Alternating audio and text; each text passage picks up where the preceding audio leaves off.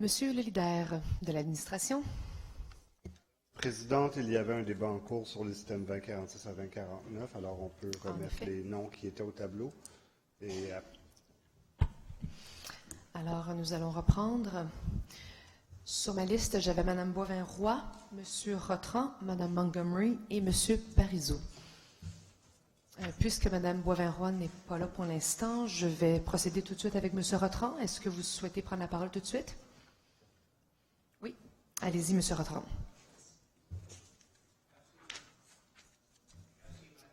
Une seconde, le micro de M. Rotran. Merci, Madame la Présidente. J'aimerais faire une intervention sur 2049, qui s'agit d'une propriété à 50-10 Paris dans mon district de Snowden, dans un secteur en transformation. Le conseil municipal a, depuis plus que 10 ans, régulièrement accueilli des dossiers qui touchent l'ancien secteur industriel Namur-Jean-Talon, qui est en transformation pour créer un nouveau secteur frais, confortable, attirant, résidentiel, avec le nom Le Triangle. Quand ce projet de Le Triangle va être terminé, on va avoir vers 4000 unités de logement.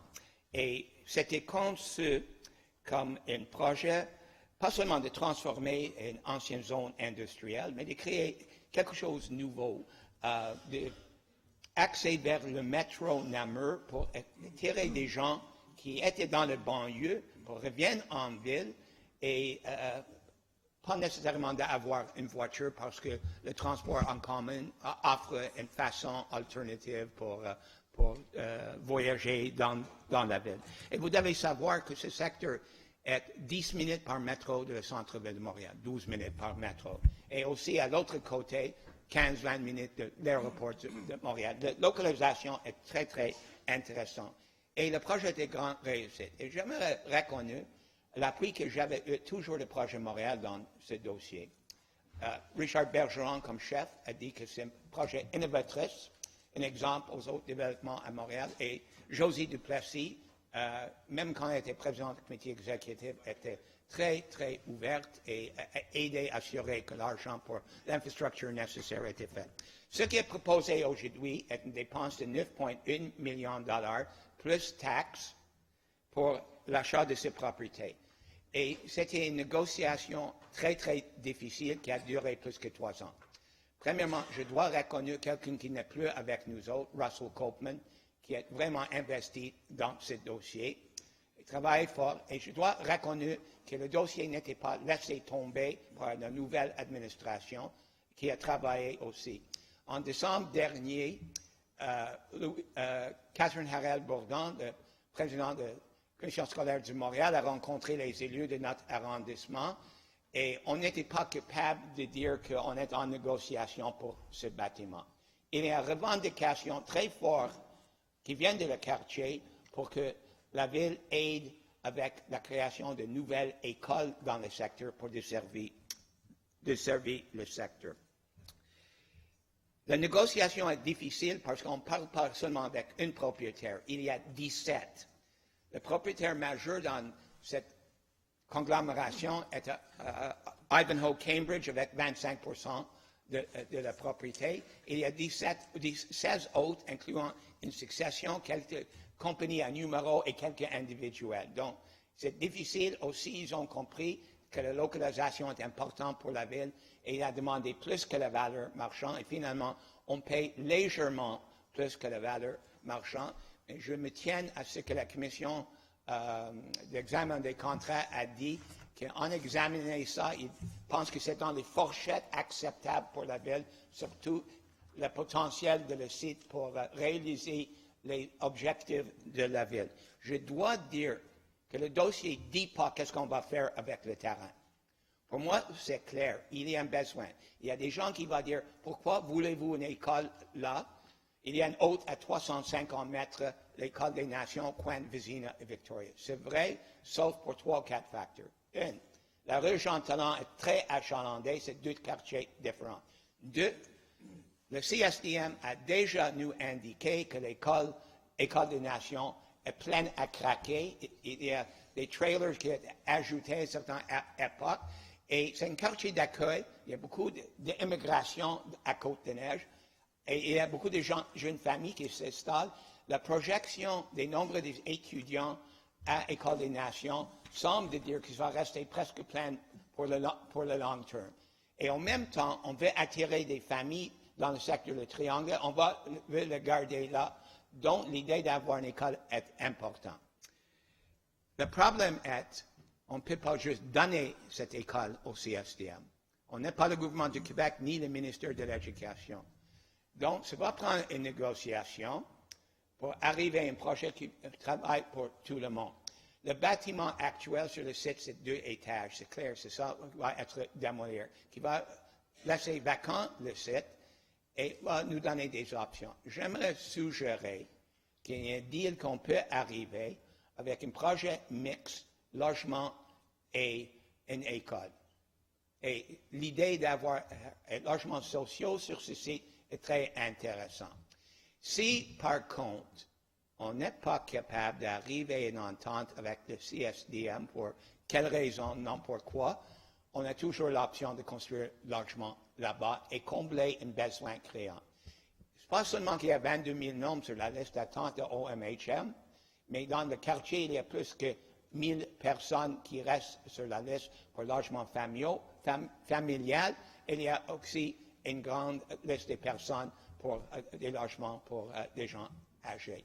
Dans le secteur du Triangle, il y a aussi des coopératives, mais le pourcentage des logements abordables et sociaux ne répond pas à la politique d'inclusion. Ce qui est arrivé avec l'ancienne politique, il y a des gens qui ont payé des compensations ou à construire à l'extérieur de le périmètre du Triangle, dans une zone acceptable, 300-500 mètres.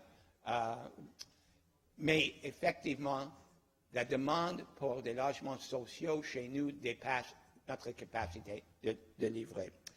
Donc, ma suggestion, effectivement, est logement et une école. Pourquoi pas un centre communautaire? Parce que, Madame la Présidente, on fait une réflexion de créer un nouveau parc à 50 mètres de ce site pour 15 millions de dollars qui va inclure un chalet qui peut être utilisé pour les fins communautaires.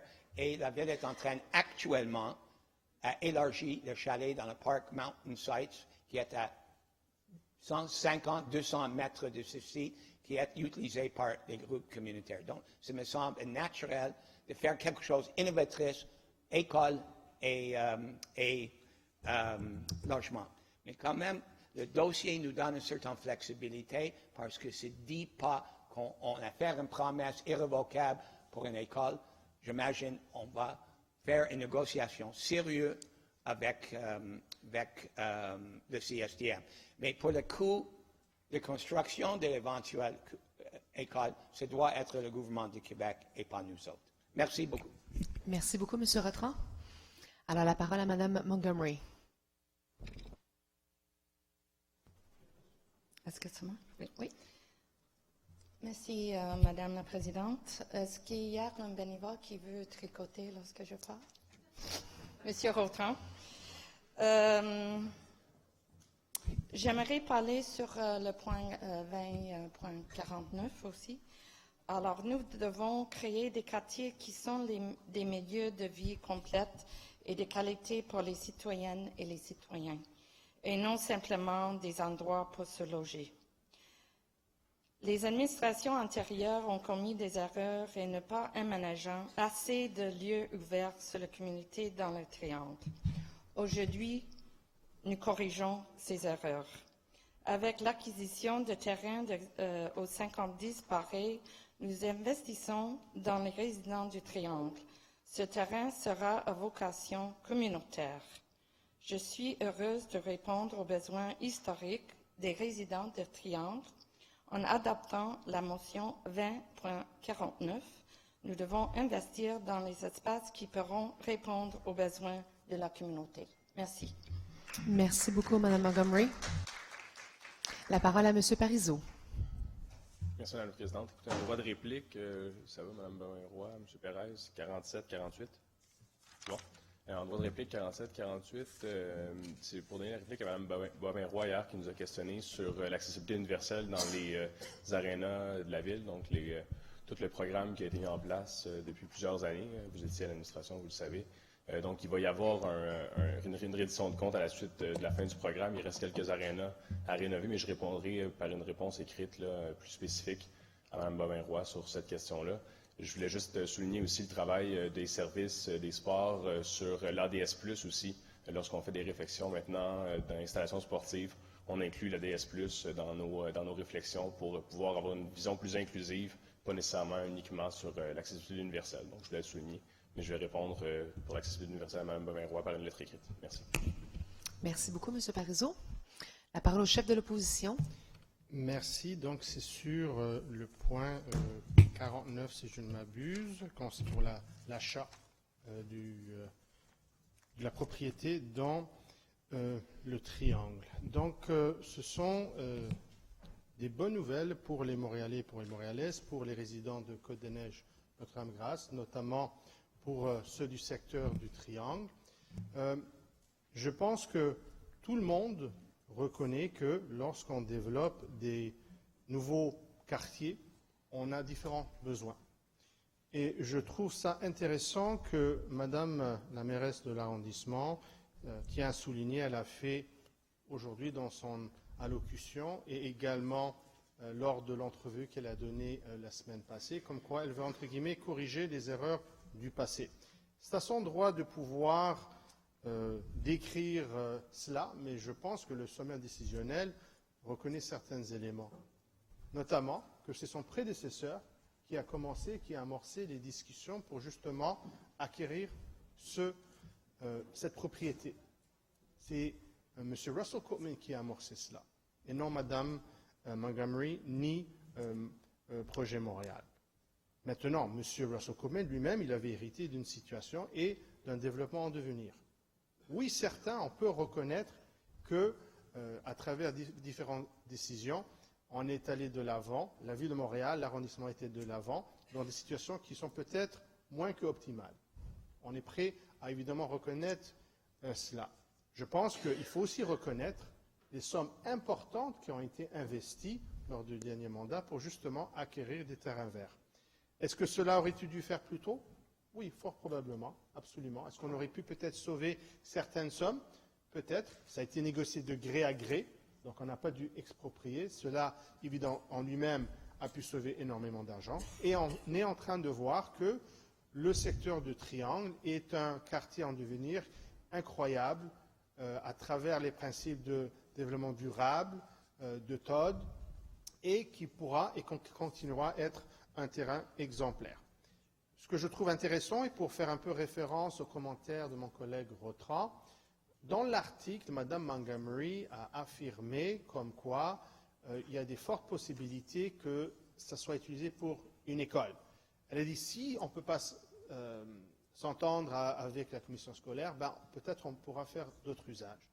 Le sommaire décisionnel est clair à cet égard, on ne parle aucunement d'une école, on parle pour des usages futurs à entrevoir. Évidemment, ça donne beaucoup de flexibilité à l'arrondissement. On ne sait pas quels sont exactement les besoins le jour à venir. On va avoir, on espère, des bonnes négociations avec la commission scolaire. Mais je pense qu'il est clair, pour réitérer le point de M. Rotran, c'est que ce n'est pas nécessairement à la Ville de donner des terrains au gouvernement du Québec aux commissions scolaires. Je ne pense pas, je n'affirme pas que c'est ce que Mme Montgomery a affirmé. Toutefois, il faut trouver évidemment l'équilibre à se donner les possibilités tout en s'assurant qu'on ne va pas commencer à prendre les compétences des autres paliers du gouvernement. Alors, on va continuer à suivre le dossier. Évidemment, on aura toujours l'appui du conseil d'arrondissement à cet égard. Je vous remercie. Merci beaucoup, M. Perez. Madame la leader de l'opposition. Merci beaucoup. Alors, écoutez, je vais conclure sur ce dossier 2049 suite aux interventions de mes collègues, M. Rotran, M. Perez et Mme Montgomery, avec le rapport de la Commission permanente des contrats, le dernier qui nous occupait d'ailleurs dans notre conseil des 2 dernières journées. Alors donc, il s'agit d'un contrat de plus de 10 millions, une transaction immobilière de plus de 2 millions conclus de gré à gré à un montant différent de la juste valeur marchande. Alors, il s'agissait ici d'un projet d'acte de vente et projet de contrat de service professionnel entre le propriétaire et le notaire. Les membres de la commission ont constaté la conformité du dossier à l'unanimité. Les membres ont beaucoup appris, bien que la transaction a été conclue au-dessus de la valeur marchande et nous avons compris que l'intégralité des coûts de décontamination n'a pu être déduite du prix de vente. La transaction a tout de même été conclue tout près de la valeur au propriétaire. La rareté des terrains dans ce secteur en transformation, jumelée aux importants besoins de réserves foncières pour le développement d'écoles et de logements sociaux et abordables, notamment, permet d'apprécier le résultat du travail de négociation effectué par le Service de la gestion et de la planification immobilière de la Ville de Montréal, qui a permis d'éviter l'expropriation dans ce dossier, ainsi que les coûts faramineux qu'une telle procédure engendre pour la Ville. La Commission conçoit très bien que cette acquisition permettra de répondre aux besoins de la collectivité du secteur du Triangle. Les membres ont également pu apprendre que la majorité des propriétés sont généralement acquises à la juste valeur marchande, dans d'autres transactions pouvant occuper la Ville. Finalement, des réponses satisfaisantes ont été offertes sur la réserve foncière en lien avec l'usage final, qui n'est pas encore précisément connu dans ce cas-ci, et sur les coûts de maintien en termes de sécurisation des lieux, de surveillance et de chauffage. Bien qu'il ne relève pas du mandat de la Commission de juger du caractère opportun de cette transaction, les membres ont quand même été en mesure d'apprécier les informations relatives au processus mené, ainsi que les justificatifs fournis, et de noter l'adéquation entre le montant de la transaction et le montant de la valeur au propriétaire.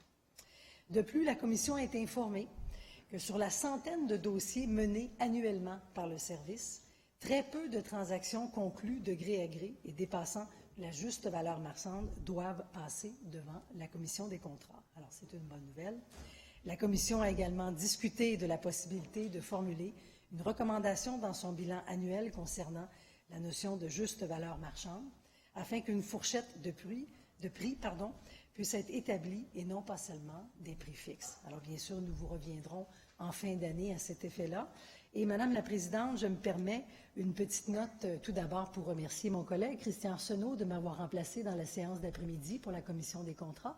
Mais également, ce matin, vous aviez souligné le départ d'une fonctionnaire très loyale à la Ville, mais il y a également M. Pierre G. Laporte. Je ne peux pas dire que c'est aujourd'hui nécessairement, mais c'est assurément dans les prochaines semaines. Alors, c'est vendredi dernier. Bon, bien, imaginez, c'était vendredi dernier. Alors, M. Laporte a été notre secrétaire de la Commission pendant, en tout cas depuis le mandat précédent. Moi, j'étais à la Commission avec Mme Tullier depuis 2013 et M. Laporte était vaillamment à notre service et en collaboration avec nous durant ces années et bien sûr depuis de nombreuses années à la Ville.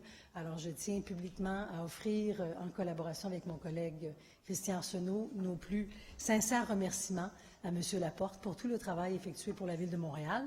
Et nous souhaitons par la même occasion la bienvenue à Mme Linda Lajeunesse qui va prendre la relève pour la Commission. Elle a d'ailleurs commencé ses fonctions. Merci beaucoup, Madame la leader de l'opposition. Monsieur Doré, à vous la parole. Merci beaucoup, Madame la Présidente. Donc, à titre de responsable politique du dossier pour le SGPI, je vais donner le droit de réplique. Effectivement, je remercie mon ancien collègue Russell Copeman, qui avait piloté le dossier pendant quelques mois. Il était en plus le maire de l'arrondissement et croyait dans le bien fondé de pouvoir procéder à certaines réserves foncières, puisque ça n'avait pas été fait dans le secteur du Triangle. Ça constitue un problème lorsqu'on ne fait pas des réserves foncières à l'avance ou en regardant quand même le risque, faire un risque calculé. C'est bien de faire des réserves foncières, mais on ne peut pas les faire comme ça ad vitam aeternam et se retrouver avec un certain nombre soit de problèmes ou un poids financier, un poids budgétaire important. Alors, il a piloté le dossier pendant un certain temps. Quand je suis arrivé, c'est un des dossiers auquel je me suis attardé. Et comme responsable, pas comme responsable, mais comme maire qui a dû pendant longtemps travailler avec cette espèce d'absence de planification de Griffintown, où justement on n'avait pas procédé à un certain nombre de réserves foncières. Et je ne dis pas qu'il fallait en faire pour tout. Je me suis déjà prononcé dans le passé pour certaines réserves financières que je trouvais pas nécessairement à propos, ou parce que les négociations avec l'instance qui devait ultimement occuper l'espace, le terrain, ne menait à rien et ça aurait pu faire un poids financier important sur les finances publiques. Dans ce cas-ci, l'analyse a été bien faite. On a vraiment regardé toutes les possibilités. On est allé voir notre principal partenaire, qui est la Commission scolaire de Montréal, qui nous a donc donné son intention de vouloir faire un jour une école là, et plus tôt que tard. Et également, surtout, ce qui a fait ce qui a changé la donne, c'est cette ouverture du gouvernement du Québec à ne pas financer les écoles comme ils l'ont fait pendant très longtemps. Le ministère, le MES ou le MEC ou le MES, dépendamment des époques, voulait absolument un terrain, une école qui ressemble à un prisme, une cour d'école alentour, et on finance ça, qu'importe que ce soit dans le fin fond d'un champ, en quelque part en différentes régions ou en milieu urbain dense. Le gouvernement du Québec, ces dernières années, a évolué, a changé, en fait, sa manière de pouvoir concevoir le financement des écoles. Et c'est sur cette base-là, renouvelée, qu'on peut voir des écoles essaimées, soit au centre-ville, dans Griffintown, qui est une partie du centre-ville, ou dans une future zone dense, comme celle-là, ou à l'hippodrome de Montréal, l'ancien hippodrome de Montréal, où justement la planification est en cours. Alors, il y a possibilité pour la Commission scolaire de Montréal soit d'acquérir le terrain, soit d'acquérir le bâtiment, soit de s'intégrer à l'intérieur d'un projet de développement, un projet de développement immobilier mixte, un projet 100% de logement social et communautaire, un projet qui pourrait être du logement abordable, du logement social et communautaire. Donc, les possibilités sont là. Alors, c'est sur cette base-là qu'on fait en sorte de pouvoir dire oui, on va payer ce terrain-là et cet immeuble-là.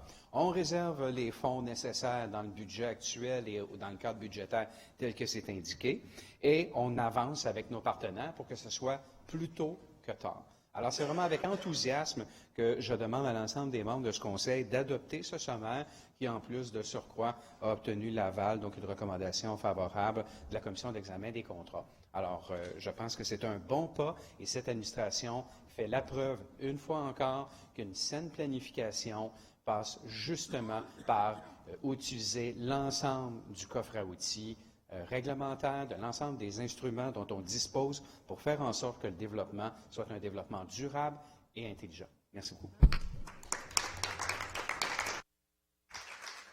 Merci beaucoup, M. Darret. Mme Bourgeois. Donc, avant l'adoption du point, je tiens à déclarer mon intérêt au point 20.049. Oui, Merci. même si M. Darret est en droit de rappeler qu'on va l'accepter absolument. It's 2049, déclaration d'intérêt. Donc, c'est noté. Parfait, merci. Monsieur le leader. Monsieur le Président, nous arrivons au chapitre 30 de l'ordre du jour du Conseil municipal et je vais réunir les items 30.01 à 30.04. Et je serai appuyé de mon collègue Benoît Doré. En 30.01, on approuve le projet de garantie à intervenir entre la Ville de Montréal, la Fédération des caisses des jardins du Québec, à laquelle intervient la Société d'habitation et de développement de Montréal pour garantir la marge de crédit d'exploitation d'un montant de 100 millions. En 30.02, on offre à l'arrondissement Ville-Marie d'organiser un concours sur invitation pour l'intégration d'une œuvre d'art au parc Rutherford.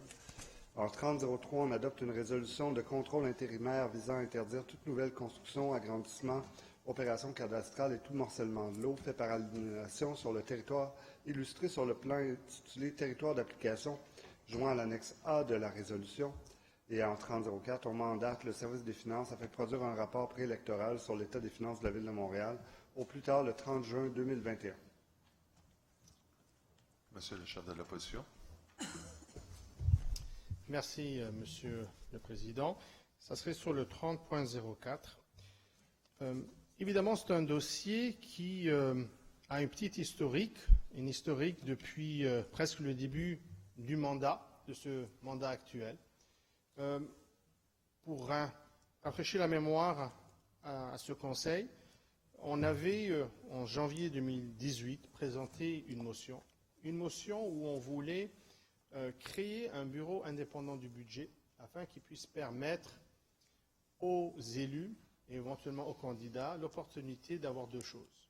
Premièrement, d'avoir un rapport préélectoral qui soit préparé de façon indépendante par ce bureau indépendant du budget, pour qu'on puisse justement avoir l'heure juste. L'heure juste pour tous les candidats et candidates, et qu'on puisse éviter ce qu'on a vu dans le passé à travers les différents paliers du gouvernement, où il y avait un manque d'informations ou bien il y avait certaines choses qui n'avaient pas été dévoilées par l'administration précédente. L'autre élément de ce bureau indépendant de budget, ce serait de pouvoir même valider certaines prémices électorales. On s'est inspiré sur le bureau qui existe actuellement à Ottawa pour le Parlement fédéral. C'est quelque chose sur lequel nous, on pense était innovateur et avait du potentiel à servir toute la population montréalaise.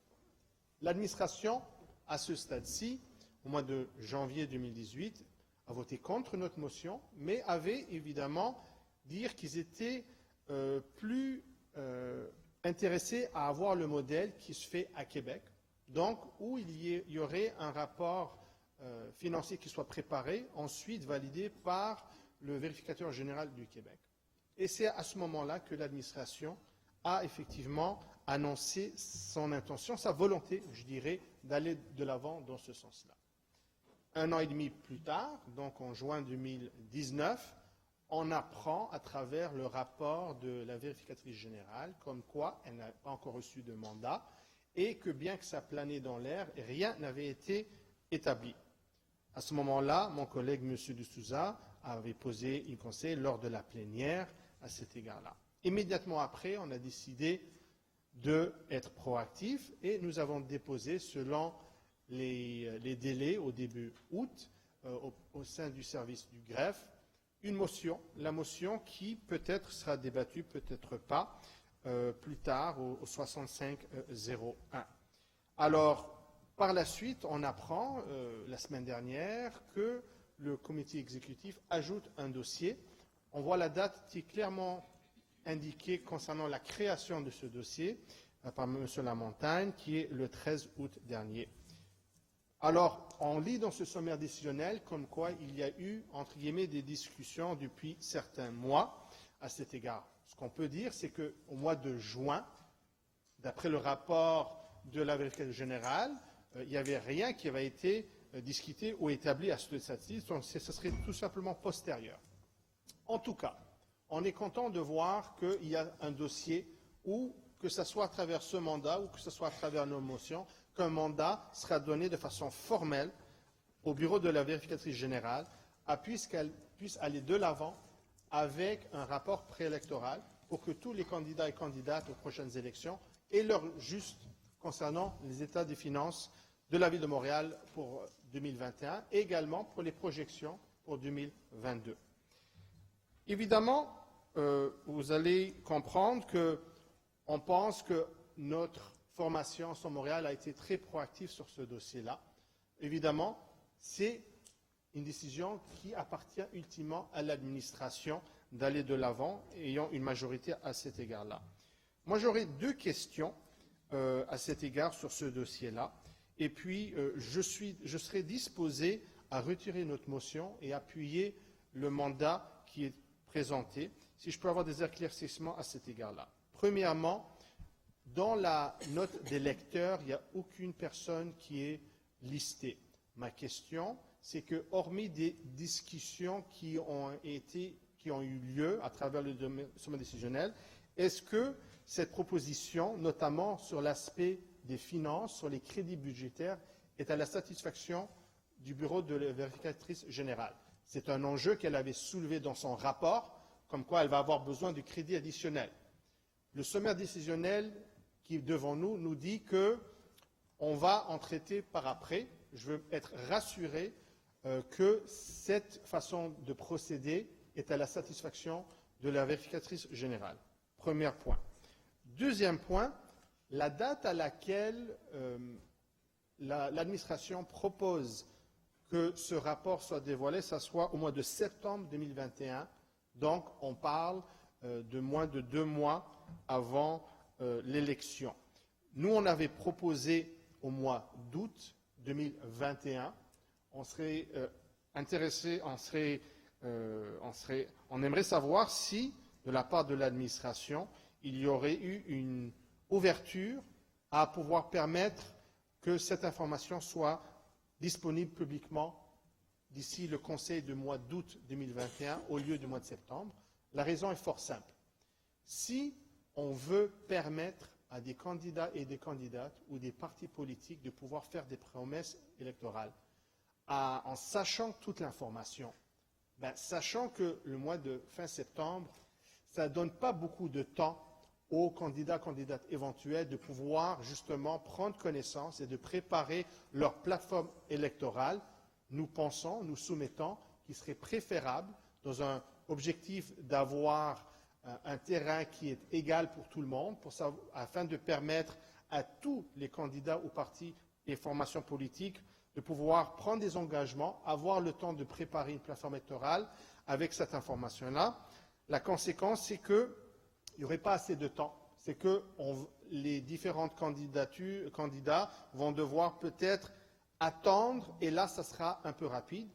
Il ne faut pas oublier, et on comprend la nature de la chose, c'est que l'administration aura cette information déjà, au moins les projections de la situation de 2021 au mois de juillet, et c'est normal, c'est eux qui gèrent la ville, c'est eux qui doivent savoir comment planifier le reste de l'année. Donc, je ne demande pas à ce qu'ils partagent cette information-là à partir du mois de juillet, où eux-mêmes vont l'avoir. Ce que je demande, c'est de permettre à ce que l'information, le rapport préélectoral de la vérification générale soit partagé plus tôt, donc un mois plus tôt, au mois d'août, afin de permettre à tous les partis politiques, tous les candidats et candidates, à avoir l'information au temps opportun, de façon équitable. Si je peux avoir une réponse satisfaisante à ces deux points-là, je pense qu'on pourrait appuyer la proposition et le mandat tel que rédigé. Et si c'est le cas, j'aimerais même, avec la permission du leader, ajouter mon nom et celui de M. De Souza comme appuyeur. Merci. Merci beaucoup, Monsieur le chef de l'opposition. M. De Souza s'est enlevé son nom. Donc.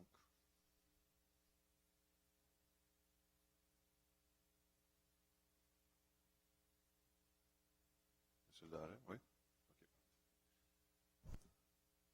Et, Monsieur le Président, j'étais en train de consulter justement les documents déposés par les documents confidentiels déposés par la vérificatrice générale pour nous permettre à la fois de voir le processus qu'elle nous proposait et par la suite ce qui était ses besoins financiers. Donc, je pensais que j'avais le temps, vu que M. De Souza semblait vouloir prendre la parole. Je vais donc... en fait, je vais... Non, je suis capable là-dessus. Ce que je voulais juste savoir, si je faisais un droit de réplique ou pas. Ce que je vais faire, c'est que je ne ferai pas le droit de réplique. Je vais vous laisser le temps, donc, mais en considérant qu'on pourra être bref et poursuivre là-dessus.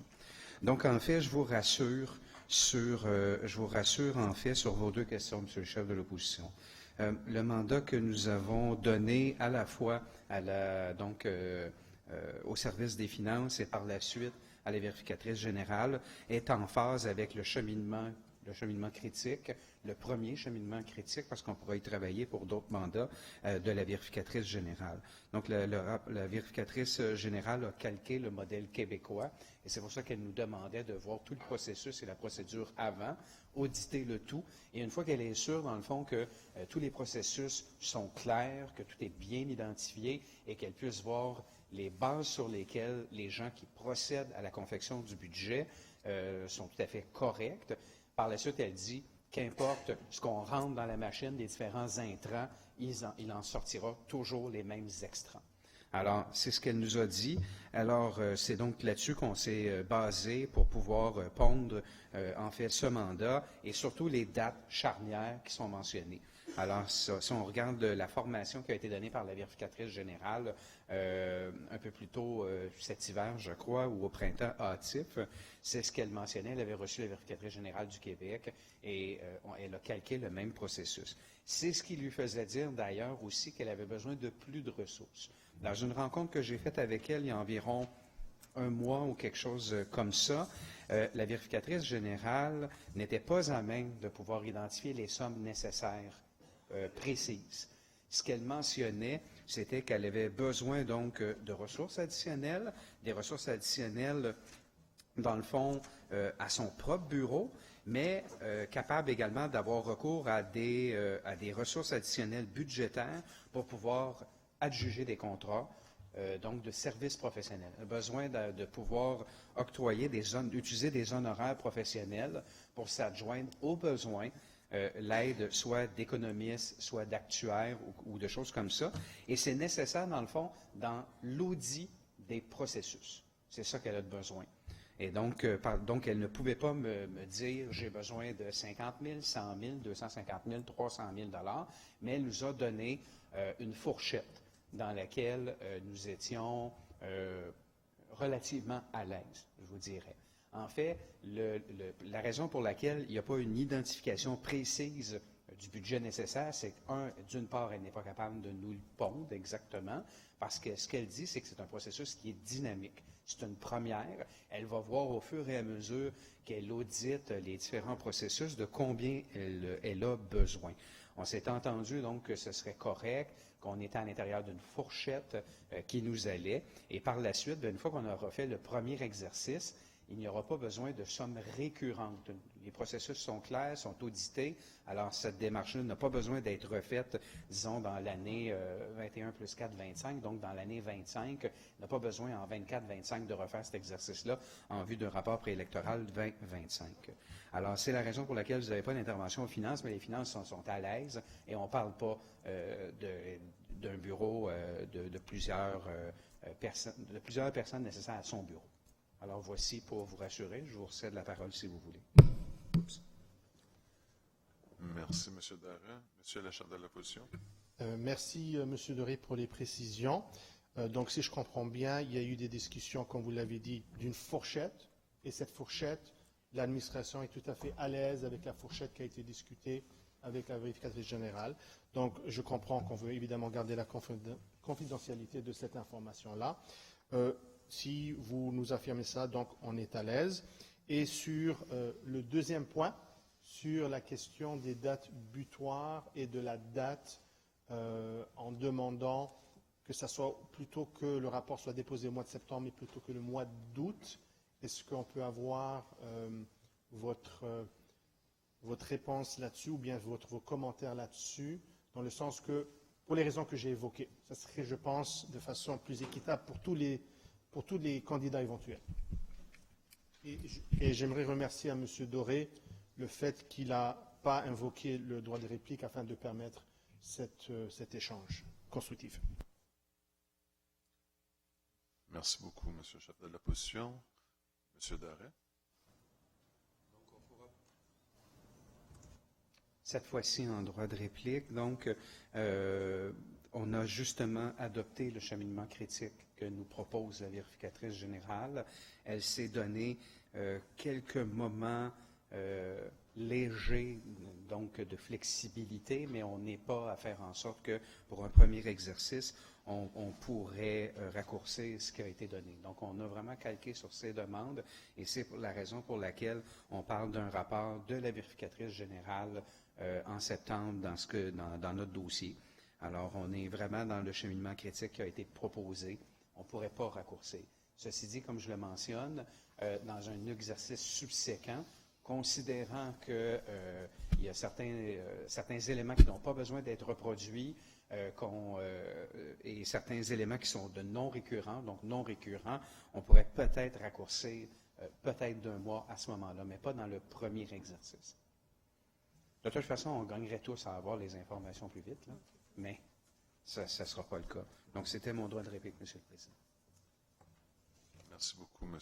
Darret. Monsieur le chef de l'opposition. Rien que pour informer qu'on va voter en faveur du 30.04, enfin de tous les points. Et puis, si jamais l'administration accepte de nous mettre comme proposeur, moi et M. de Souza, on va retirer notre motion 6501 sans commentaire. Merci beaucoup. Donc, c'est noté. Est-ce que c'est accepté? Ajouter les proposeurs. Oui. Parfait. Appuyeurs. Ajouter les appuyeurs. Les appuyeurs. Non, ajouter les... Non, c'est parce que vous avez dit proposeurs, mais c'est encore plus simple, appuyeurs. Alors, ajouter comme appuyeurs M. Pérez et M. de Souza. OK. Donc, on les ajoute. Super. Il n'y a pas d'autres interventions. Donc, cette bloc de points est adopté. Monsieur le leader. Monsieur le Président, je vais vous lire une dizaine d'avis de motion du chapitre 41. Alors, en 4101, je donne avis de motion et dépôt d'un règlement modifiant le règlement 1654 adopté par l'ancienne ville de Montréal-Nord. En 4102, je donne avis de motion et dépôt d'un règlement modifiant le règlement sur la subvention à la modification du raccordement de services électriques de certains bâtiments. En 4103, je donne avis de motion et dépôt d'un règlement sur la fermeture d'une ruelle située au sud-est de la rue Honoré-Vaillancourt, entre la 5e avenue et la 6e avenue. En 4104, je donne avis de motion et dépôt d'un règlement sur la fermeture d'une ruelle située au sud de la 80e avenue. En 4105, je donne avis de motion et dépôt d'un règlement du Conseil de la Ville sur la subdélégation des activités de remorquage en lien avec les opérations de déneigement au Conseil d'arrondissement. En 4106, je donne avis de motion et dépôt d'un règlement sur la fermeture d'une ruelle située au sud-est de la rue Forsyth. En 4107, je donne avis de motion et dépôt d'un règlement modifiant le règlement relatif au stationnement des véhicules en libre service. En 4108, je donne avis de motion et dépôt d'un règlement autorisant un emprunt de 5 millions de dollars pour financer les travaux de réfection des infrastructures souterraines, de réaménagement de surface et de remplacement de la marquise du projet de réaménagement de la rue Saint-Hubert. En 4109, je donne avis de motion et dépôt d'un règlement de contrôle intérimaire relatif aux nouvelles constructions, aux agrandissements d'immeubles, aux opérations cadastrales et au morcellement de l'eau fait par aliénation. Et en 4110, je donne avis de motion et dépôt d'un règlement sur le Conseil des Montréalaises, le Conseil interculturel et le Conseil jeunesse de Montréal. Merci. Donc, les avis de motion sont déposés. En 42, Monsieur le Président, il nous reste un seul point à l'ordre du jour, qui est le 4201, qui est l'adoption d'un règlement autorisant un emprunt de 3 millions de dollars pour financer les travaux d'aménagement urbain ludique, sécuritaire et universellement accessible pour les enfants. Merci beaucoup. Madame Goulet. Oui, merci, Monsieur le Président. Alors, nous sommes vraiment fiers de présenter ce nouveau programme d'aménagement urbain pour enfants qui va permettre aux arrondissements d'innover en impliquant les enfants montréalais dans la création d'aménagements conçus pour eux. C'est un programme novateur en plusieurs points. Il vise à améliorer d'abord la mobilité douce des enfants. Aujourd'hui, seulement 3 enfants sur 10, on se le rappelle, se rendent à l'école en marchant ou en pédalant. C'était 8 sur 10 en 1970. Alors, outre les corridors scolaires, le programme vise aussi les parcours menant au parc et aux installations sportives ou d'autres lieux publics. Le programme demande de consulter les enfants dans le processus d'élaboration des projets. Ça, c'est vraiment une nouveauté extrêmement intéressante, car les enfants sont de petits citoyens à qui la Ville doit aussi appartenir en toute équité sociale aussi. Aussi, les projets vont devoir sortir des pratiques courantes, être animés, actifs, inclusifs, accessibles universellement et durables. Le programme est aussi très souple. Il va être possible de l'utiliser en complément d'autres programmes existants, comme le programme de sécurisation aux abords des écoles, le programme MADA, le programme des rues piétonnes et partagées ou le programme des installations de plein air et de sport extérieur. Alors, je vous invite donc à adopter ce règlement d'emprunt ainsi que les arrondissements à se mettre à hauteur d'enfants et à faire preuve de créativité et d'audace en consultant les petits et les jeunes citoyens montréalais pour concevoir des rues et des quartiers véritablement à leur image. Merci. Merci beaucoup. Monsieur Sari. Merci beaucoup, Monsieur le Président. Madame Goulet, merci beaucoup pour votre intervention et vos propos. Je qualifie bien évidemment l'adoption de ce point-là quand même d'une... Je vous félicite tout simplement pour ce travail-ci. Et j'aimerais tout simplement aussi faire un petit rappel sur un élément que vous avez un peu abordé rapidement, mais j'aimerais aussi faire un rappel sur la motion qui a été déposée par le groupe d'Ensemble Montréal visant à augmenter le nombre de brigadiers scolaires. C'est un élément aussi qu'il faut rappeler qu'on doit prendre en considération afin d'encourager les jeunes à aller à l'école, à se déplacer à l'école à pied ou à vélo aussi. Alors, premièrement, je vous félicite pour ce point-ci, le 4201, et en même temps, vous rappelez ce point-ci, et merci. Merci beaucoup, M. Sari. Donc, le 4201 est adopté. Procédons. Monsieur le leader. Au chapitre 43, Monsieur le Président, un seul point qui est un avis de motion, dépôt et adoption d'un projet de règlement intitulé « Règlement modifiant le plan d'urbanisme de la Ville de Montréal afin d'intégrer le programme particulier d'urbanisme du secteur de planification partie nord de l'île des Sœurs, tenu d'une consultation publique. » Merci. Le point est adopté. Déposé, en fait. Au chapitre 46, Monsieur le Président, un seul point, on renomme la rue Adedegen, la rue, je ne sais pas si je l'ai bien prononcé, je vais demander un cours de prononciation à Mme Parent, la rue Amherst dans l'arrondissement de Ville-Marie. Merci. Ah, M. Langevin.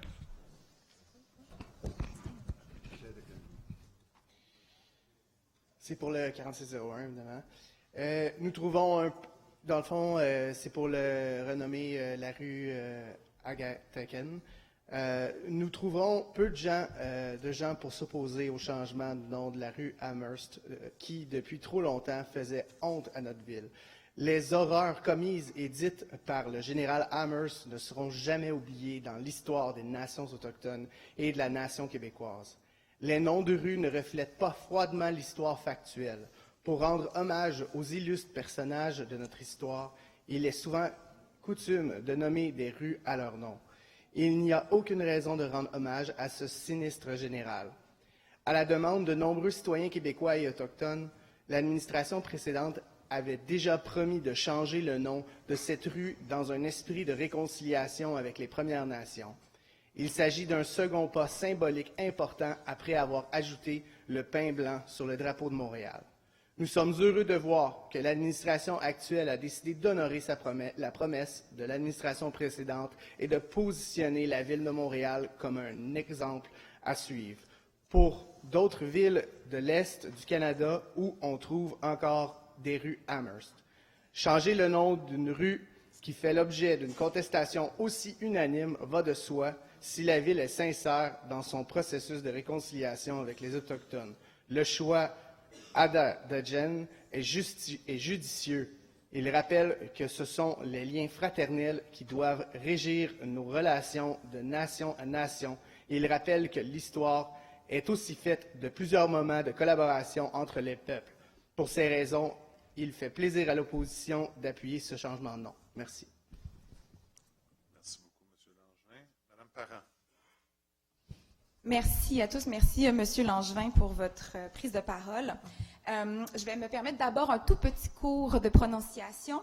Alors, en Kanien'kehá:ka, les T se prononcent en D et les K se prononcent en G. Donc, on prononcerait Adedegen.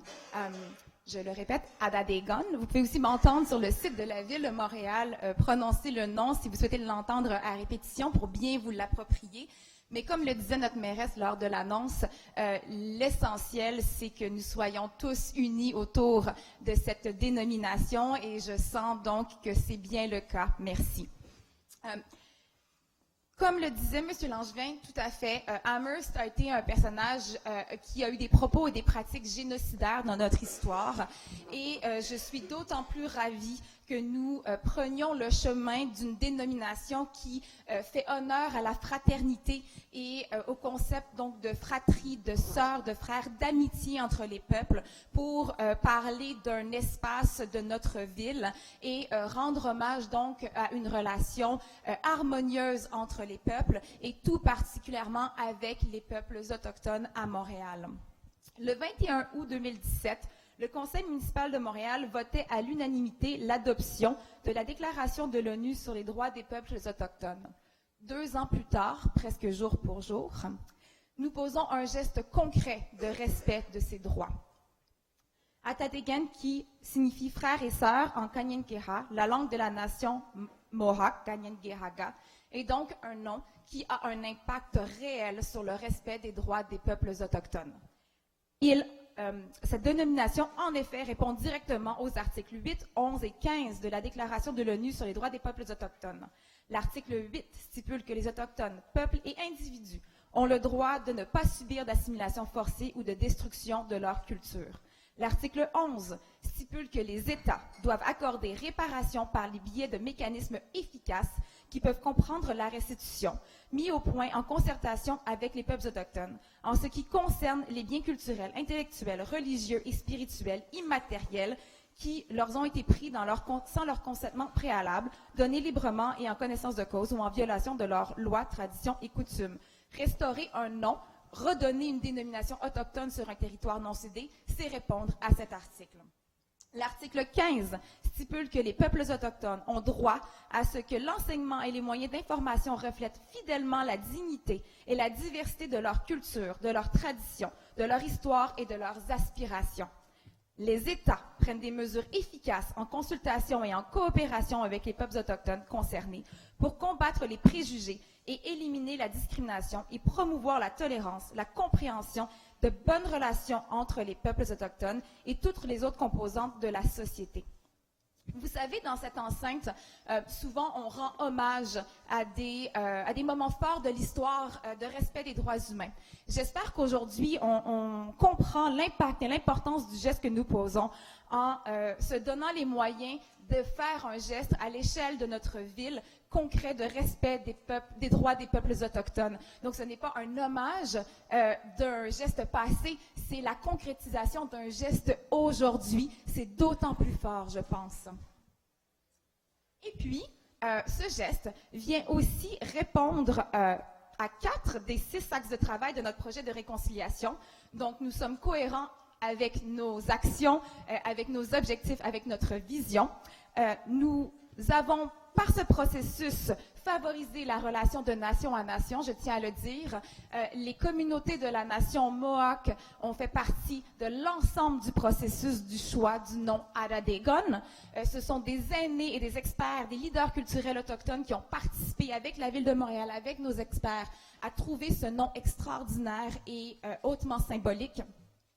Nous venons aussi augmenter la visibilité de la présence autochtone à Montréal. Nous marquons le paysage urbain par une dénomination en langues autochtones. Nous améliorons aussi le sentiment de sécurité, parce que plutôt que de rendre hommage à un personnage génocidaire, nous disons non. Nous reconnaissons notre histoire, mais nous souhaitons faire en sorte que la fraternité soit au cœur de notre vision pour Montréal, plutôt qu'autre chose. Et puis enfin, c'est un soutien au développement et à l'expression des cultures, de la langue et de l'imaginaire et de la vision des peuples autochtones que nous mettons de l'avant avec le nom Adadegen. J'espère que l'ensemble de notre conseil municipal saura reconnaître l'importance historique de ce geste et votera en sa faveur. Merci.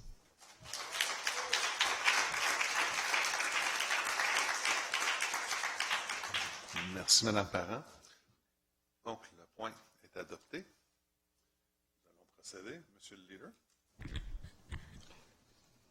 Monsieur le Président, 5101, je vais procéder à la nomination de la présidente, de la vice-présidente et de membres au Conseil des Montréalaises. Alors, il est proposé par moi-même et appuyé par M. Benoît Doré de nommer à titre de membre du Conseil des Montréalaises Mme André Fortin en remplacement de Mme Christine Wang pour un premier mandat de 3 ans, Mme Selma Tanouche Benani en remplacement de Lindsay Dautier pour un premier mandat de 3 ans se terminant en août 2022. Mme Sylvie Cagelet en remplacement de Nelly Esmeralda Zarfi pour un premier mandat de 3 ans se terminant en août 2022. Mme Mélissa Gabouri en remplacement de Marie-Ève Maillé pour un premier mandat de 3 ans se terminant en août 2022. Mme Stéphanie Viola-Plante en remplacement de Michel Chapaz pour un premier mandat de 3 ans de septembre 2019 à septembre 2022. Mme Marie-Ève Rancourt pour un deuxième mandat de 3 ans se terminant en août 2022. Mme Dorothy Alexandre pour un deuxième mandat de 3 ans se terminant en août 2022. Mme Yula Pompilus Touré pour un deuxième mandat de 3 ans se terminant en août 2022. Et de désigner pour un second mandat au Conseil des Montréalaises Mme Dorothy Alexandre à titre de présidente pour une durée de 2 ans, de septembre 2019 à septembre 2021, et Mme Yula Pompilus Touré à titre de vice-présidente pour une durée de 2 ans, de septembre 2019 à septembre 2021. Et de remercier les membres sortants pour leur contribution au Conseil des Montréalaises. Merci. Madame Miron. Merci, Monsieur le Vice-président. Mon collègue Limoges en a déjà fait l'énumération, mais c'est avec joie, évidemment, que nous acceptons les recommandations des 5 candidates que le Conseil des Montréalaises nous ont recommandées, évidemment, pour remplacer les membres sortantes. sont issus d'une liste de réserves que le Conseil des Montréalaises qui a été constitué à la suite d'un appel de candidature public réalisé l'automne dernier et sélectionné par un comité auquel mes collègues, la conseillère d'arrondissement, Mme Fanny Maguigny dans Outremont, et Mme la leader, Mme Boisvert-Roy, ont participé consensueusement l'automne dernier. Bonne fête d'ailleurs, Karine, j'en profite publiquement pour te souhaiter un bon anniversaire.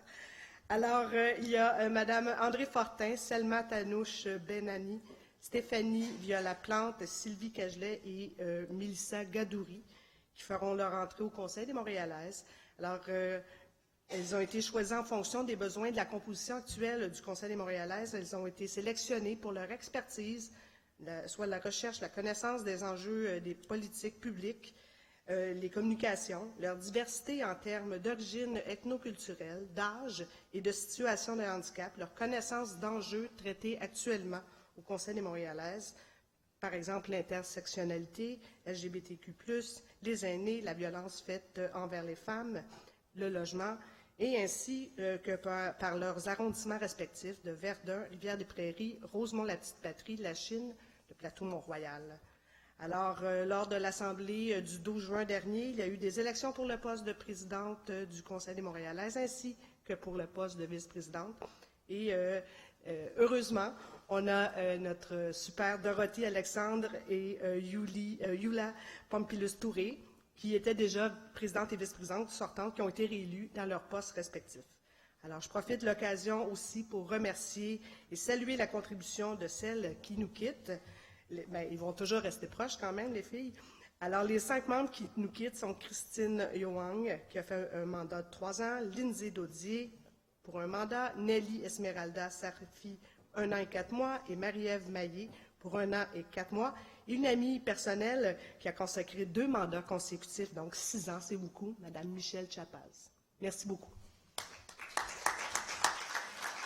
Merci beaucoup. Mme Boisvert. Merci, Monsieur le Président. Alors, en complémentarité avec ma collègue Suzy Miron, effectivement, depuis sa création il y a 15 ans, le Conseil des Montréalaises a eu la chance d'accueillir 76 membres bénévoles, dont l'implication est autant appréciée que cruciale pour faire avancer les questions d'égalité entre les hommes et les femmes et des conditions féminines. Où, bien sûr, ma collègue Fanny et moi-même avions été très honorés de faire partie du comité de sélection et du jury. Je vais vous dire que c'est quelque chose de voir défiler toutes ces personnalités devant nous avec un bagage impressionnant, donc la sélection était difficile à faire. Et certains d'entre ces dames aujourd'hui vont se joindre à l'équipe du Conseil des Montréalaises. Je ne vais pas répéter les noms, vous l'avez bien fait. Également, d'autres nous quittent pour un passage vers d'autres aventures de la vie. Donc, on leur souhaite le meilleur et on les remercie pour leur contribution au Conseil des Montréalaises. On souhaite la bienvenue à celles qui reviennent parmi nous. Également, félicitations à la présidente et la vice-présidente qui vont poursuivre leur mandat. Alors, le Conseil des Montréalaises, c'est un travail de recherche sans égal, avec à son actif jusqu'à maintenant 44 mémoires, études et projets. Donc, on a eu entre autres ce conseil-ci, ce qui était du langage épicène. Donc, bien sûr, plein d'autres mandats ont donné le fruit de rapports. Alors, au-delà de la recherche, le travail des membres du Conseil des Montréalaises participe grandement à rendre visibles les enjeux sur lesquels la Ville de Montréal a un rôle crucial à jouer. D'ailleurs, les recommandations apportées par les membres éclairent la voix des élus quant aux actions à entreprendre. Donc, les membres ont un véritable rôle de conseil auprès de nous et je pense que nous en sommes tous et toutes reconnaissants. Je suis certaine que le travail des membres cette année aura encore cette synergie pour nous qui va nous permettre d'agir concrètement en matière d'égalité entre les hommes et les femmes et la condition féminine. La Ville de Montréal, d'ailleurs, doit se positionner en tant que leader sur ces questions à chaque occasion qui se présente devant elle. Et bien sûr, nous allons compter sur le Conseil des Montréalaises pour y parvenir. Merci beaucoup. Merci beaucoup. Donc, le point est adopté. Monsieur le leader. Monsieur le Président, je vais retirer l'item 5102. 5102. Oui. Et à ce stade-ci de notre ordre du jour, Monsieur le Président, je vais laisser la parole à l'opposition pour leurs items à l'ordre du jour du chapitre 65. Parfait.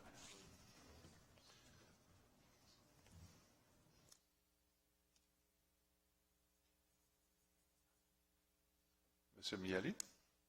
Ma question était par rapport au 20. Vous revenez après le chapitre? Effectivement, 2039, 2048 ne sont pas oubliés. Donc, vous revenez après le chapitre Ils sont toujours en 65? suspens, mais je préférerais revenir après le chapitre 65. Merci pour la clarification. Merci. Tel que convenu, je retire la motion 65-01. Merci. Parfait. Donc, la 65-01 est retirée. Merci. Nous allons procéder à la prochaine motion, la 65-02. Monsieur De Souza. Merci, Monsieur le Président. Monsieur le Président, en discussion avec l'administration, il y a un document qu'il préconise qu'il va nous fournir. Donc, dans le contexte analysé, c'est de lire ce document pour qu'un bien statué sur ça, je suggérerais on reporte ou on va resoumettre cette résolution pour le mois prochain. Donc, vous le retirez? Non. Réinscrit dans la prochaine. Donc, retiré de ce conseil-là et réinscrit pour la prochaine. Parfait. C'est noté. Merci. On procède. 65-03. Monsieur Corville. Merci, Monsieur le Président. Ensemble Montréal dépose une motion pour perfectionner la plateforme de prêt numérique des 45 bibliothèques municipales et ainsi améliorer les services aux citoyens pour l'ensemble des Montréalais. En 2017 et 2018, les prêts numériques dans les bibliothèques publiques de la ville ont augmenté de 360%, tandis que le modèle de la plateforme numérique, lui, n'a jamais changé depuis 2010. Entre-temps, le monde du numérique a beaucoup évolué et de nouveaux modèles mieux adaptés aux besoins des usagers ont été mis en place un peu partout dans le monde. Nous nous demandons donc à l'administration de lancer les démarches pour engager une révision du modèle actuel de la plateforme de prêt numérique. Actuellement, les Montréalais et Montréalaises ne peuvent emprunter qu'un nombre limité de livres numériques pour 21 jours, sans renouvellement possible et avec parfois de longues périodes d'attente avant d'obtenir le livre désiré. En 2014 et 2018, la fréquentation des bibliothèques municipales a augmenté de 18%. Cela montre que les bibliothèques gagnent en popularité, et ce malgré l'augmentation des emprunts de livres numériques par les usagers. Les bibliothèques municipales demeurent au cœur de la vie communautaire des Montréalais. Un modèle sans limitation n'est pas forcément plus coûteux ou avec des collections moins denses. Certains modèles offrent pour environ le même nombre d'usagers, 400 000, et de titres de livres numériques 30 000, un service près de 4 fois moins cher que celui offert par les bibliothèques montréalaises. Ensemble Montréal cherche à préserver l'industrie du livre au Québec, tout en améliorant les services aux citoyens. Le but est d'éviter, comme le montrent certaines recherches, qu'une durée de prêt trop courte ou un délai d'attente trop long ne pousse les usagers à se tourner vers d'autres alternatives, telles que l'adhésion à une autre plateforme ou l'achat du livre numérique en ligne. Il existe de nombreux modèles sans limitation de livres ni de temps et plusieurs municipalités et instituts en France, en Belgique ou encore en Allemagne se sont tournés vers ces modèles. En 2016, la Ville de Montréal avait établi un plan stratégique pour 3 ans, 2016-2019. Parmi les priorités stratégiques, on retrouve la révision des modèles d'emprunt et d'abonnement, ainsi que le renouvellement de l'expérience des bibliothèques auprès des citoyens. En fait, on veut passer de la chronodégradabilité, les livres chronodégradables, à des livres par streaming. Au sujet de l'UNEC et de l'industrie du livre, Ensemble Montréal ne veut en aucun cas nuire à l'industrie du livre et surtout pas aux écrivains et écrivaines. Bien au contraire, nous observons un virage vers de nouveaux modèles de numérique un peu partout dans le monde et nous voulons nous assurer de prendre les devants et de faire en sorte que la municipalité anticipe ce virage avant qu'il ne soit trop tard. Il y a déjà des compagnies qui offrent des livres sans limitation et elles gagnent en popularité. On a et Biblivox, on a Kantuk, on a Overdrive, Express eBook, pour ne citer que cela. Et en témoigne, il y a une étude canadienne eBooks in Public Libraries en 2018 qui nous montre le chemin à suivre. L'UNEC parle de télécharger un titre comme bon leur semble et que cela relève du piratage et non du prêt. Le modèle que nous proposons ne relève en rien du piratage. On a par exemple dans plusieurs cégeps le modèle de Scholavox International. Les droits sont respectés, tout se fait de manière légale. Les questions des droits d'auteur, c'est la loi. Ensemble Montréal veille bien à respecter la loi. Les modèles que l'on présente respectent les droits d'auteur. Ils travaillent avec les mêmes maisons d'édition que les écrivains et écrivaines. Ils travaillent avec les mêmes distributeurs et fournisseurs de livres numériques. Donc, nous ne comprenons pas comment ils ne pourraient pas respecter les droits d'auteur. La question de nuire au livre imprimé. Plusieurs recherches montrent que le livre imprimé est encore très populaire et qu'il y a même un regain de popularité pour le livre imprimé chez les adolescents un peu partout dans le monde. Plus encore, les consommateurs de livres imprimés et ceux de livres numériques ne sont pas les mêmes. Alors, oui, la demande en livres numériques augmente, mais celle de livres imprimés aussi. Et dans certaines bibliothèques, il y a une cohabitation entre les livres chronodégradables et les livres à streaming. Merci. Merci beaucoup, M. Corville. La parole à Mme Papiano. Merci beaucoup, Madame la Présidente. Donc, je tiens à assurer tous mes collègues membres du Conseil que la Ville de Montréal et tout le réseau des bibliothèques est très préoccupé d'augmenter l'offre de livres numériques et tout ça en concordance avec la volonté de l'administration, mais aussi le plan stratégique des bibliothèques montréalaises 2016-2019.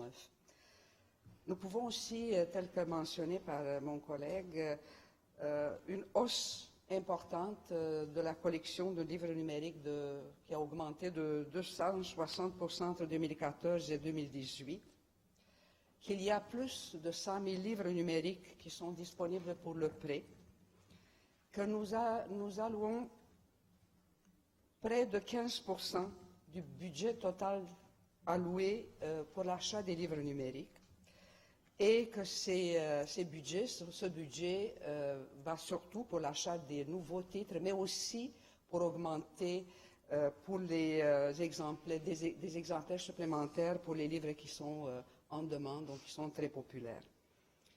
Et effectivement, on constate aussi une augmentation du prêt de près de 360% entre 2014 et 2018, donc il y a plus de 320 000 prêts de livres numériques dans les bibliothèques montréalaises. Donc, nous n'avons qu'à nous réjouir et en même temps, nous comprenons que l'objectif de l'opposition soit de chercher à ce que nous améliorons l'offre de ressources numériques pour les citoyens dans notre réseau de bibliothèques est un objectif extrêmement louable. Par contre, nous ne pouvons aucunement avaliser le moyen que vous proposez. Avoir un accès à un contenu numérique en ligne sans limitation de prêt, sans liste d'attente, sans gestion des droits numériques et sans contraintes techniques signifierait que la Ville de Montréal se soustrait à sa responsabilité de respecter le droit d'auteur. Madame la Présidente, j'en profite par ailleurs pour déposer un document au greffier, soit la lettre officielle reçue par Madame la mairesse de la part de l'Union des écrivaines et des écrivains du Québec. La Ville de Montréal a fait le choix, il y a bien des années déjà, d'agir comme partenaire auprès de tous les acteurs de la chaîne du livre et nous garderons cette approche. Dans la lettre que je viens de déposer, l'UNEC nous explique que le livre électronique doit être traité comme un livre imprimé et qu'une plateforme n'imposant pas de limite sur la durée d'emprunt ou le nombre de lecteurs simultanés priverait les écrivains de redevances sur les ventes de livres neufs et en librairie. Saviez-vous que selon les données de 2017, le revenu littéraire médian était inférieur à 3 000 $. Tout comme l'UNEC, nous nous sommes d'avis que déréglementer le prêt de livres numériques pour les collections récentes fragiliserait davantage le métier d'écrivain. Notre administration croit profondément à l'apport des artistes à la société montréalaise, comme en témoignent d'ailleurs nos investissements dans le Conseil des arts de Montréal. Nous souhaitons être cohérents et soutenir les écrivains et tous les acteurs de la chaîne du livre, une industrie montréalaise importante dont les droits et les missions doivent être reconnus. J'aimerais aussi préciser que le réseau des bibliothèques de Montréal met à la disposition des citoyens sur son site Internet des liens qui mènent vers des collections du contenu numérique en ligne sans limitation de prix, sans liste d'attente, sans gestion des droits numériques, tels que Gallica, e-book libre et gratuit et d'autres, sont des livres qui sont libres de droit. Au Canada, le droit d'auteur est valide pendant toute la vie de l'auteur et 50 ans après sa mort. Lorsque le droit d'auteur expire, l'œuvre tombe dans le domaine public et elle peut alors être utilisée librement, sans permission et sans paiement des redevances.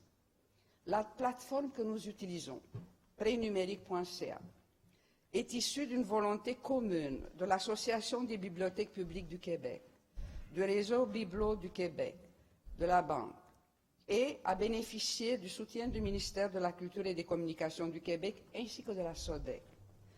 Prénumérique est maintenant offert dans plus de 90% des bibliothèques québécoises. C'est un modèle qui est admiré d'ailleurs par plusieurs pays dans le monde lorsqu'il nous est donné l'occasion de le présenter. Des livres numériques en anglais sont aussi disponibles via la plateforme Overdrive que vous avez citée, mais qui a les mêmes règles d'emprunt et de lecture que Prénumérique. En terminant, je tiens à rassurer l'ensemble de mes collègues qui pourraient en douter que nous travaillons à bonifier notre offre de services numériques dans les bibliothèques en collaboration avec les arrondissements, en évaluant les différentes ressources disponibles, en concertation avec les acteurs du milieu et dans le respect des acteurs de la chaîne de livres. Et je citerai Nicolas Dickner, un des partenaire important du réseau international du droit du prêt public auquel la Ville de Montréal adhère, ainsi qu'au programme du droit du prêt public fédéral, et je le cite. Le droit du prêt public n'est pas une simple contribution financière aux écrivains. Il confirme surtout leur contribution à cette institution fondamentale qui est la bibliothèque publique. Donc, j'invite mes collègues à voter contre cette motion. Merci beaucoup, Mme Papianou. La parole à M. Sari. Merci beaucoup, Madame la Présidente. Merci beaucoup, Madame Papianou, pour les propos et aussi de nous avoir partagé l'inquiétude des écrivains. J'aimerais tout simplement, plutôt pour utiliser un terme un peu plus moins agressif, pas rectifier le tir, mais plutôt redéfinir ce que c'est le service qu'on peut avoir dans une bibliothèque. Et le limiter tout simplement dans des écrits, des littératures écrivains, ce n'est pas la bibliothèque de 2019 qu'on vise avec, ici au Conseil. Et j'aimerais aussi ramener un point et un avantage très important que peut rapporter cette nouvelle technologie. Cette nouvelle technologie nous permet, tout simplement, quand on a des livres, et d'une manière écologique, d'avoir des versions mises à jour durant nos prêts.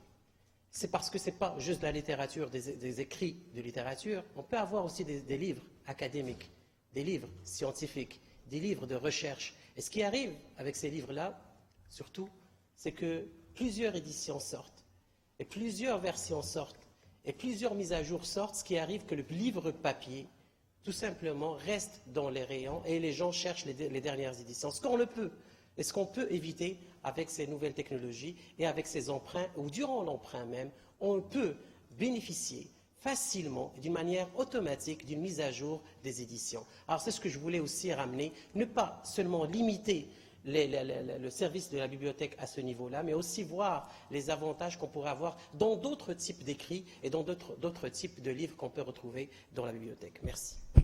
Merci beaucoup, M. Sari. Monsieur Corville, à vous la parole. Oui, merci Madame la Présidente. Je remercie Madame Popianou. Mais toutefois, je veux amener quelques petites précisions. Tout d'abord, le nombre de livres numériques disponibles dans le réseau présentement, c'est 39 000 et non 100 000. Et deuxièmement, il y a deux aspects dans les livres numériques. Il y a les livres chronodégradables. Donc, quand on prend le modèle de prêt numérique, après 55 prêts, il faut réacheter le livre. Mais que ce soit au niveau de la bibliothèque publique de Toronto, d'Ottawa, de Calgary, il y a les deux modèles. Il y a le modèle chronodégradable, il y a le modèle par streaming. Et quel que soit le modèle qu'on prend, ici au Canada, il faut respecter les droits d'auteur. Quand on prend un exemple qui est présentement utilisé dans plusieurs cégeps, le modèle Scholavox International. Donc, c'est une entreprise parisienne et une autre entreprise à Québec qui gère ce système. Donc, nous croyons qu'il faut prendre le pas. On parle maintenant de la bibliothèque 3e lieu, et déjà, il y a des auteurs qui parlent de la bibliothèque 4e lieu. Donc, c'est d'offrir à nos usagers la possibilité, s'ils veulent aller vers des livres chronodégradables, ils pourront le faire, mais aussi s'ils veulent donc aller vers le streaming, qui est la tendance actuelle, qu'ils peuvent le faire. Merci. Merci beaucoup, M. Corville. Monsieur le leader. Main levée. Monsieur le leader a demandé le temps de parole. Oui, Allez-y. Madame la Présidente, appuyé de mon collègue Benoît Doré, je demande un vote à main levée. Merci beaucoup. Alors, on va fermer les portes et on va procéder à un vote à main levée. Madame la leader. Avec Francesco Miele, nous allons demander un vote nominal. Alors, un vote nominal a été demandé. On va faire sonner les cloches, ouvrir les portes.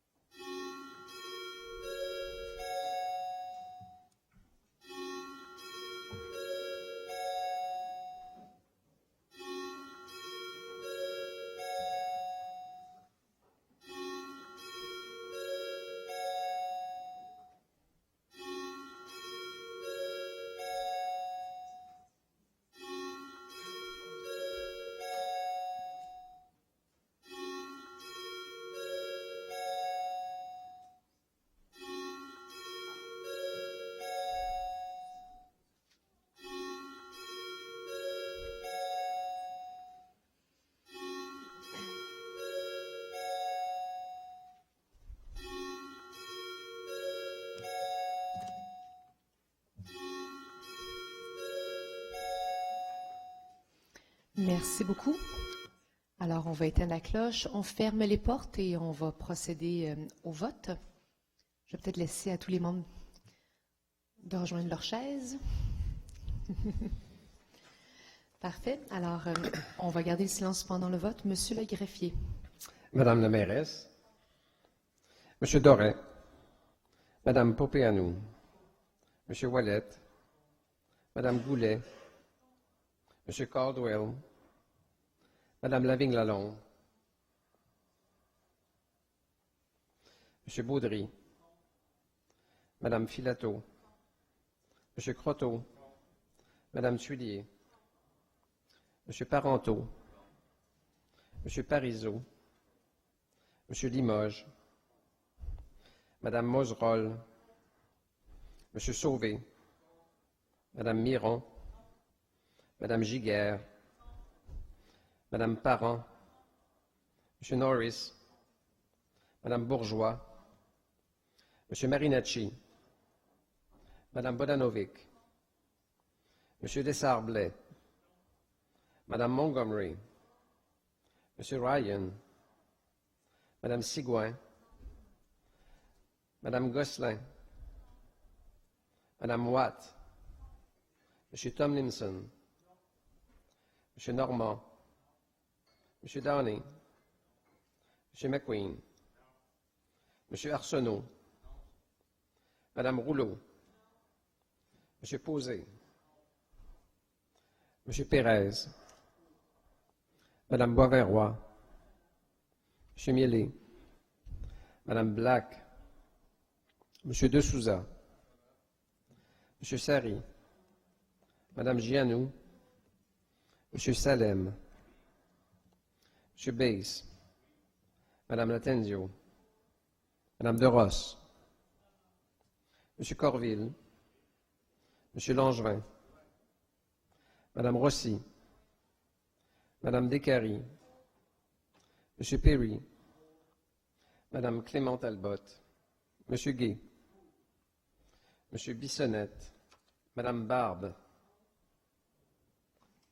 Madame Barbe, excusez-moi. D'accord, merci.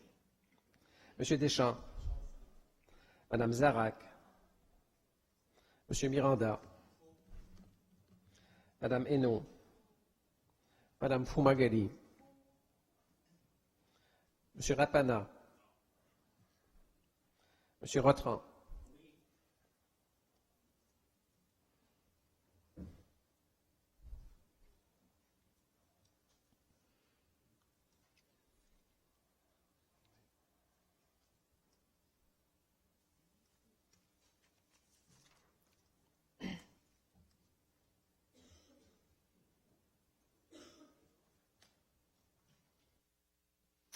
Pour 21, contre 39, la motion est rejetée. On va ouvrir les portes.